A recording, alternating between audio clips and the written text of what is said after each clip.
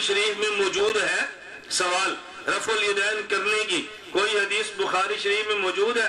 میں نے کہا آپ بتائیں آپ مسلمان بھی ہو یا نہیں؟ کہتے جی میں بالکل مسلمان ہوں۔ میں نے کہا اگر مسلمان ہے تو کلمہ سنا، پہلا کلمہ پڑھ۔ کہتے لا الہ الا اللہ محمد الرسول اللہ۔ میں نے کہا مجھے سمجھ آ گئی تو مسلمان ہے۔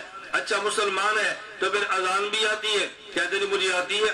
میں نے کہا پوری اذان سناؤ، اس نے پوری اذان سنا دی۔ میں نے کہا اچھا نمبر 2 تم بیت الخلاء یا پیشاب شوب بھی کرتے ہو کہ نہیں؟ اس نے کہا جی کرتا ہوں۔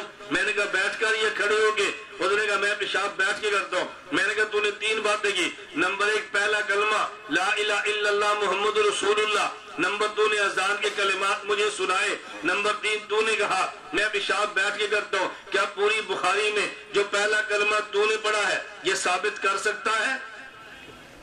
کہتا نہیں ہے۔ میں نے کہا مجھے نہیں پتا، میں تجھ سے پوچھ رہا ہوں۔ پہلا کلمہ بخاری میں ہے جو میں نے کہا جو اذان تو نے سنائی یہ بخاری میں ہے؟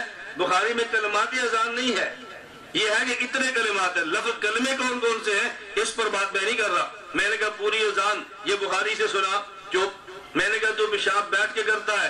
پوری بخاری میں 4 روایتیں ہیں اور چاروں روایتیں پیشاب کھڑے ہو کر کرنے کی ہے، بیٹھ کر پیشاب کی ایک بھی روایت نہیں ہے۔ جو یہ کہتا ہے اگر بخاری میں نہیں ہے تو اور کتابوں میں تو ہے نا، تو میں نے کہا اگر یہ بخاری میں نہیں ہے تو اور کتابوں میں یہ بھی ہے۔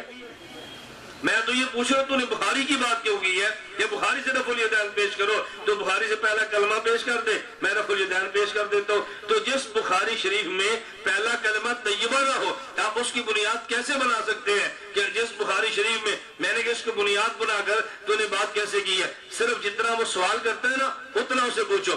ایک شخص نے مجھ سے مسئلہ پوچھا کہ مولانا صاحب